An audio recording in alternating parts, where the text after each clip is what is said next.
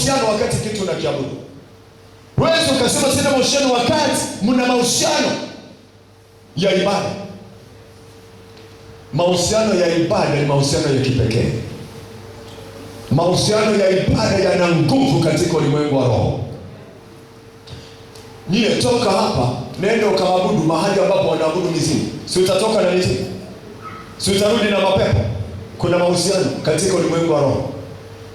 Kwa hiyo kama kuna mahusiano katika ulimwengu wa roho, unaenda kwenye ibada za kipepo, unatoka na pepo. Na sisi tunapomwabudu Mungu wetu aliye hai, tunaingia kwenye mahusiano ya kiroho na Mungu wetu. Tunagusana na mbingu, tunagusana na roho wa Mungu, tunagusana na Mungu wa kuabudiwa tunayemwabudu. Haleluya. Baada ni kukaribia. Yaani unapofanya ibada, maana yake unakisogelea unachokiabudu. Ibada inaleta ukaribu. Yaani kwa maneno mengine, ibada ni tendo la kusogelea kile unachokipa heshima kiibada. Na ndio maana hatumwabudu Mungu akiwa mbali. Na ndio maana tukimwabudu Mungu anakuja. Tukimfanyia Mungu ibada ya kuridhisha ambayo Mungu ameridhika nayo, lazima aache. Hawezi kukaa mbali. Lazima aache. Alisemaje Yesu, mkusanyikapo wawili watatu kwa jina langu, nipo katikati yetu. Kwa nini awe katikati yetu? Ni wa kuabudiwa. Maana yake anakuja kwa ajili ya ibada, apokee ibada yake. Kwa hiyo ibada inatuungamanisha, inatushikamanisha, ni kama uhusiano wa mwingiliano, intimacy. Inatengeneza uhusiano wa mwingiliano na yule unayemwabudu. Ibada. Jenga mahusiano na Mungu kwa ibada. Na mahusiano na Mungu kwa ibada sio ibada za kubipu, sio ibada za Jumapili, ni ibada za kudumu. Ni ibada sawa sawa na ratiba ya kanisa lako. Ni ibada Biblia inasema kwa moyo mmoja walidumu katika hekalu. Moyo mmoja wote, wala si wachache, wote moyo mmoja, kwa moyo mmoja walidumu katika hekalu. Kwa hiyo kama ni kanisa zima walidumu wote katika hekalu, katika ibada, sisi kwa nini tunagawanyika? Si sawa kugawanyika. Tunapokuja kwenye swala la ibada tunagawanyika. Hawa wako kanisani, hawa kwenye mambo yao. Hatutakiwi kugawanyika wakati wa ibada, lazima tuendelee kuwa wamoja. Maana yake lazima tupatikane wote. Siku zote mtu mwenye uhusiano mzuri na Mungu, nimekwambia, ni mtu wa ibada. Siku zote, wala sio baadhi ya siku zote. Mtu mwenye uhusiano mzuri na Mungu ni mtu wa nini? Wa ibada. Ibada zako haziwezi kuzidi uhusiano wako na Mungu. Kiwango cha ibada zako ni kiashiria cha mahusiano yako na Mungu. Ibada zako haziwezi zikazidi uhusiano wako na Mungu. Kama uhusiano wako na Mungu ni wa kawaida, na ibada zako hivyo hazitakuwa na umuhimu mkubwa. Kwa hiyo nafasi ya Mungu lazima iwe kubwa mno katika swala la ibada. Na ibada inaonyesha nafasi ya Mungu katika maisha yako. Ibada inaonyesha nafasi ya Mungu katika maisha yako. Kama ibada ni chache, inaonyesha wazi kwamba mahusiano yako na Mungu ni ya kawaida, sio ya kina. Kwa ibada zinatangaza na zinaonyesha wazi mahusiano yako na Mungu. Ibada siku zote haizitenganishi na maombi. Hivi vitu viwili huenda pamoja. Huwezi kutenganisha maombi na nini? Na ibada. Jana nimeongelea maombi. Huwezi kutenganisha maombi na ibada. Ukisema ninajifunga roho ya maombi, lakini ibada ni mengine, nitakuwa naombea nyumbani, nitakuwa nafanya nini? Haitoshi. Ibada lazima uwe na roho ya ibada. Roho ya ibada. Na hii ni ya muhimu sana. Unajua mpendo wangu, kufanya kitu ambacho hakina nafasi katika moyo wako ni ngumu sana. Lazima uwe na moyo wa kitu hicho, lazima uwe na roho ya kitu hicho. Sijui nitumie neno roho au moyo, mimi utajua mwenyewe, utaona Kiswahili kinachofaa kama ni roho au nini, lakini lazima uwe na roho.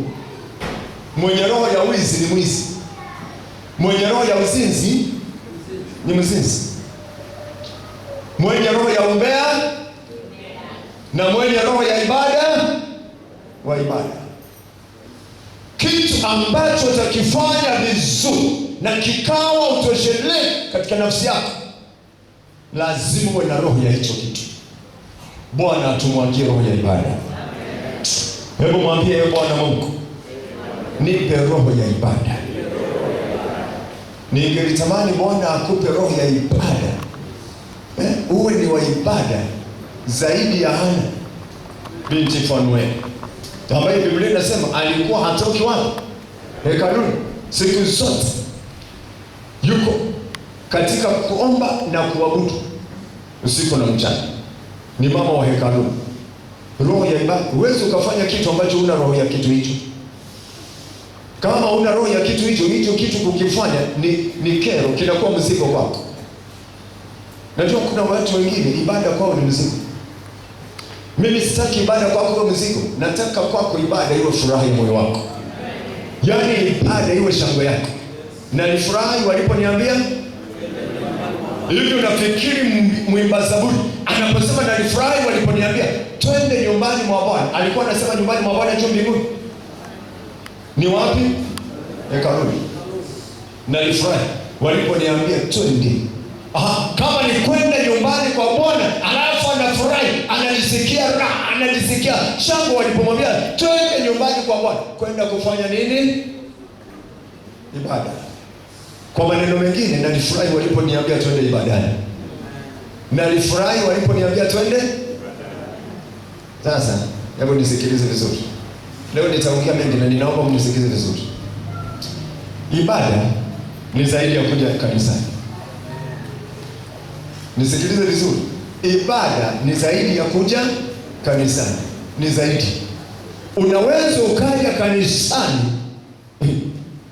lakini hakuna ibada.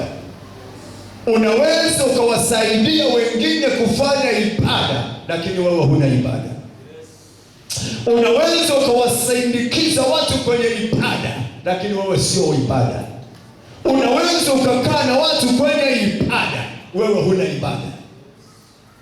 Ibada ni zaidi ya kuja wapi? Naomba mnielewe. Wangapi mnanielewa? Ibada ni zaidi ya kuja kanisani.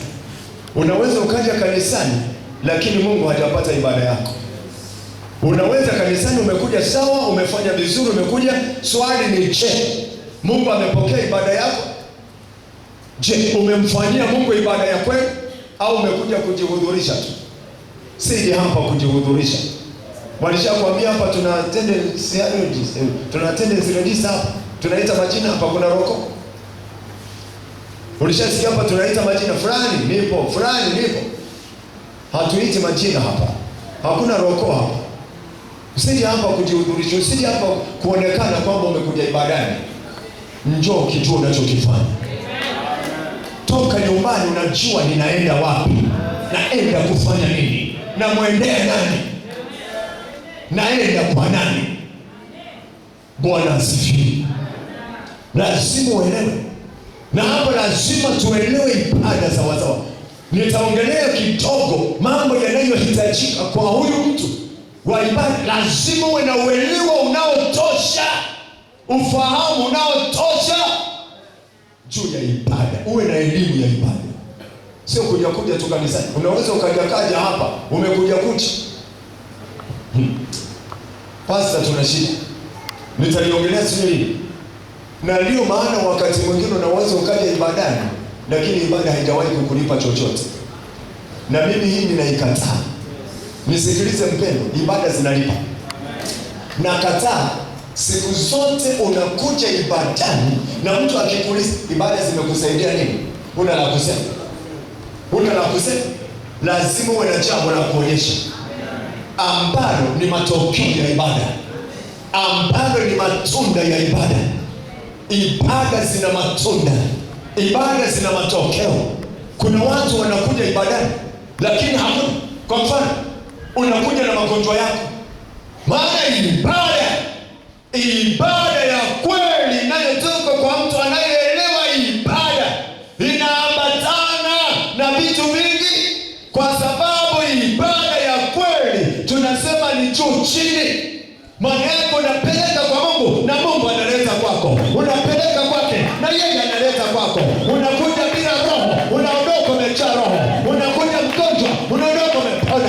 Unakuja umenyong'onyea, unatoka na nguvu. Unakuja umechoka, unakuja umeimarishwa. Unakuja na mashaka, unaondoka na ujasiri. Unakuja vibaya, unatoka sawa.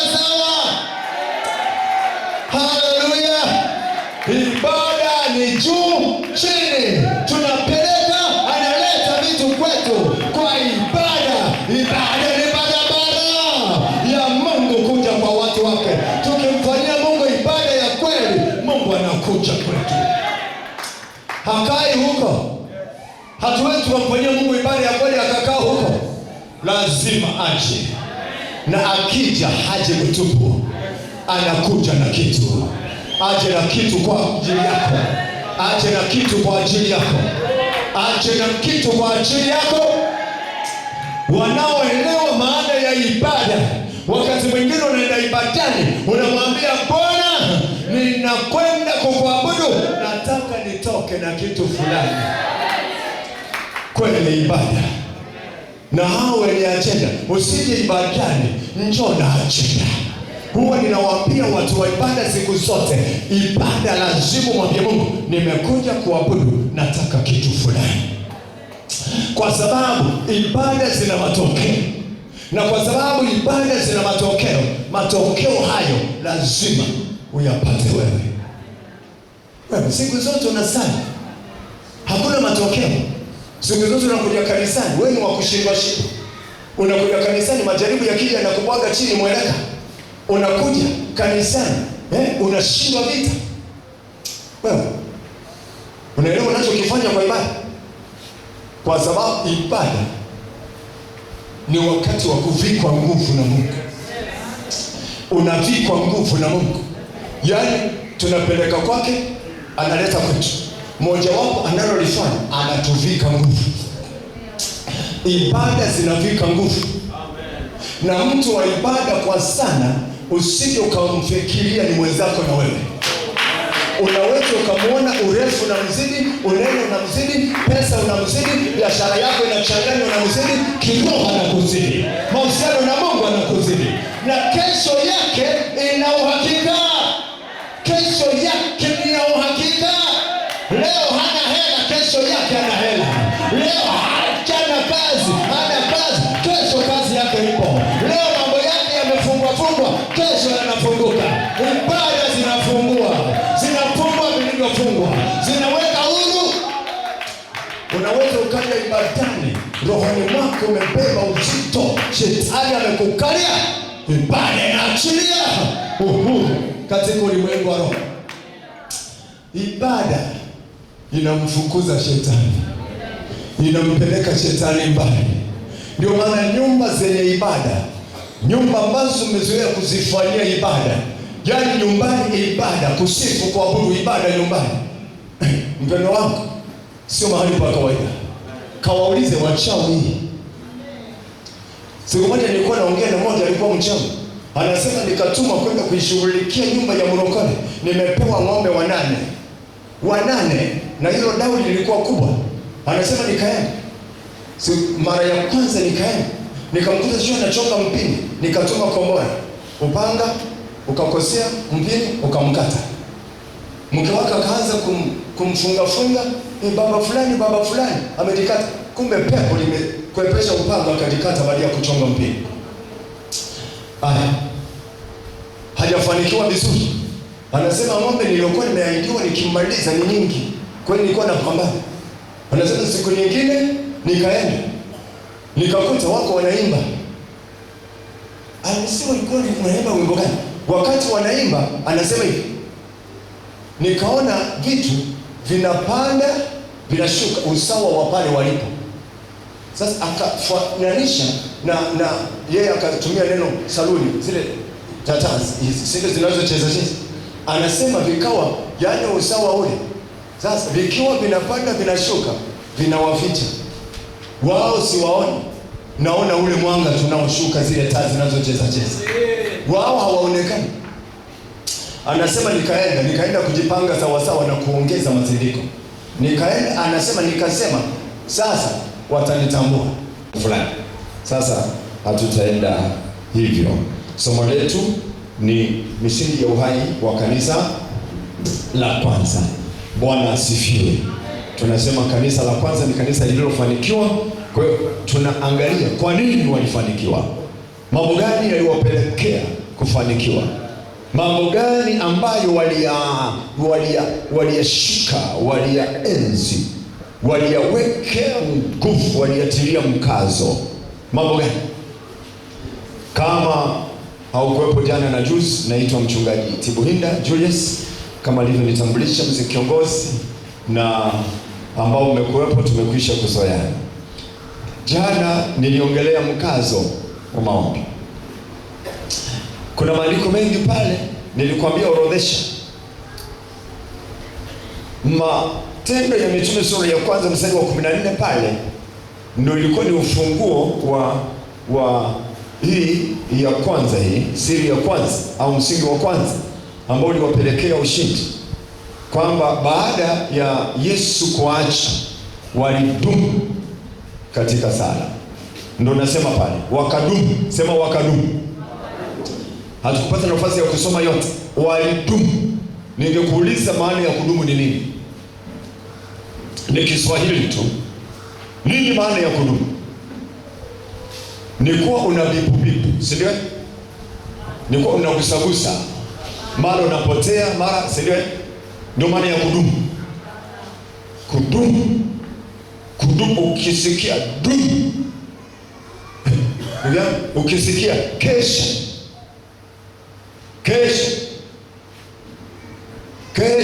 katika hili. Na Yesu alisema sana juu ya kesha katika hili, dumu katika hili, dumuni katika kuomba, dumuni. Na pale tunaona walidumu, na hapo roho haliacha.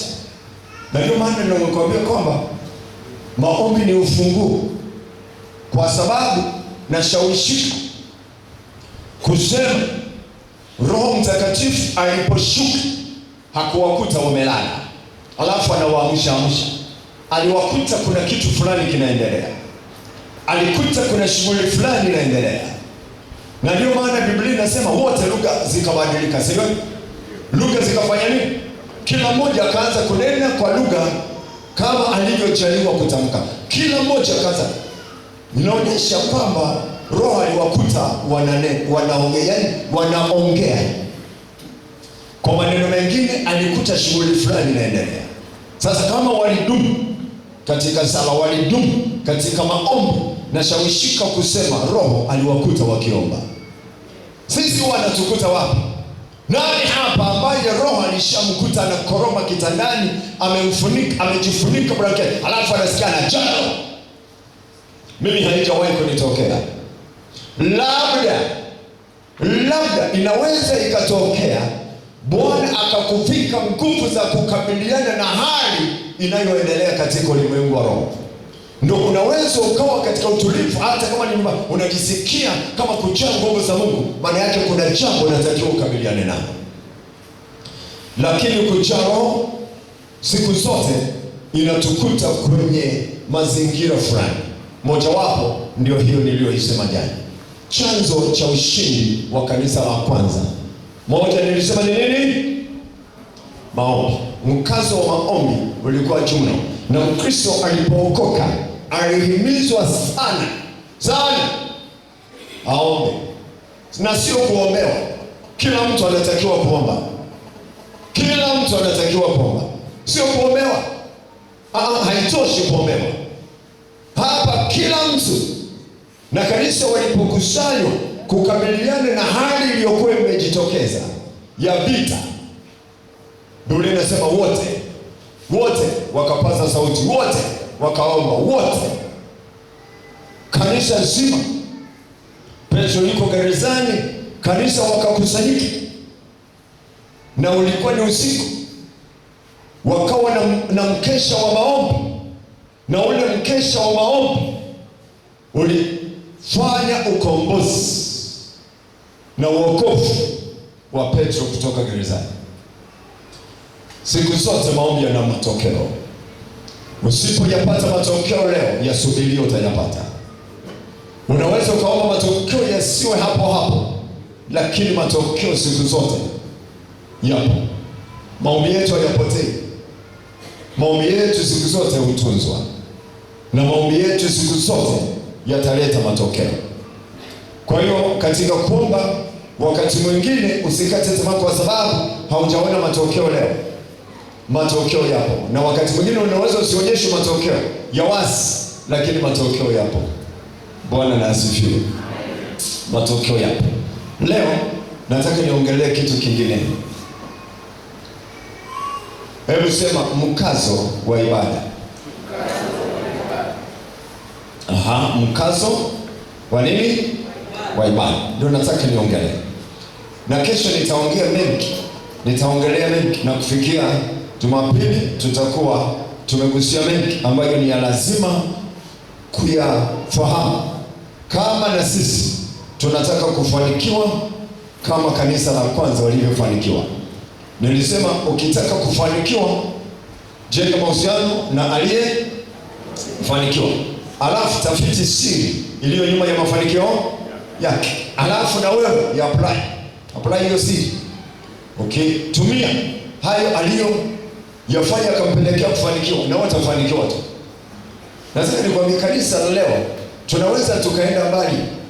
Tunaweza kabisa tukawa na sura ile ile ya kanisa la kwanza na sifa zile zile, na Mungu akajitukuza vile vile na akaonekana vile vile. Tunasema Mungu wa Ibrahimu, Mungu wa Isaka na Mungu wa Yakobo. Kama unataka Mungu aonekane na wewe kama alivyoonekana na Ibrahimu, lazima maisha yako yawe kama ya Ibrahimu. Wangapi tunasema ni sawa? Ukiishi kama Ibrahimu, utamuona Mungu kama Ibrahimu alivyomwona. Au ukimwamini Mungu kama Ibrahimu alivyomwamini, utayaona matokeo ya imani yako kama Ibrahimu alivyoyaona matokeo ya imani yake. Ukitembea na Mungu kama Ibrahimu alivyotembea naye, tangu anaitwa, anatoka katika nchi yake, jamaa zake na watu, anaenda asipoelewa, asipojua, hakuna ndugu, hakuna jamaa, hakuna rafiki, na hajui atafikia wapi, lakini akamwamini na kumtegemea aliyemwita, aliyemwambia nenda, na matokeo yake tunayaona. Na wewe inawezekana ikawa hivyo. Kwa hiyo na sisi kwetu Yesu anaweza akajitukuza kama alivyojitukuza kwenye kanisa la kwanza. Anaweza, ili mradi tuwe kama walivyokuwa. Bwana asifiwe. Hana upendeleo. Tukiwa kama alivyokuwa, vile vile kama walivyokuwa, ataonekana kwetu kama alivyoonekana kwao. Kabisa, habadiliki. Ni yeye yule jana, leo na hata milele. Hakuna kubadilika. Kwamba katika kanisa la kwanza ilikuwa hivi na katika kanisa la siku za mwisho atakuwa habadiliki. Ni vile vile tu. Ni vile vile tu. Nguvu zile zile, uweza ule ule, upendo ule ule, kila kitu ni kile kile. Tena naweza nikakwambia katika siku za mwisho anazidisha. Kwa nini azidishe? Kwa sababu siku za mwisho ni mbaya kuliko za kwanza. Na kama ni mbaya kuliko za kwanza, basi na neema lazima izidishwe. Haleluya. Bwana asifiwe. Maana shetani naye anafanya kazi kwa kasi, akijua ana wakati mchache, na kama ana wakati mchache anautumia vizuri. Na mimi nataka kanisa tufunguke akili, tuutumie wakati vizuri. Kama shetani kwa akili ndogo sana alionayo anajua kuutumia wakati vizuri, huu mdogo, wakati mfupi uliobaki, basi na sisi lazima tujue kuutumia vizuri. Mkazo wa ibada. Sema mkazo wa ibada. Sema tena mkazo wa ibada. Hiyo ndio nataka tuongelea. Na mchungaji ametoka kusema juu ya ibada, nami nataka hapo mkazo wa ibada. Nitakupa haya maandiko machache, alafu mengine tutasoma tunapoendelea. Mkazo wa ibada. Matendo ya Mitume sura ya 2 mstari wa 42 na 46. Andika hivi. Waebrania sura ya 10 mstari wa 25. Waebrania sura ya 10 mstari wa 25. Andika tu hivi. Luka 24 mstari wa 53.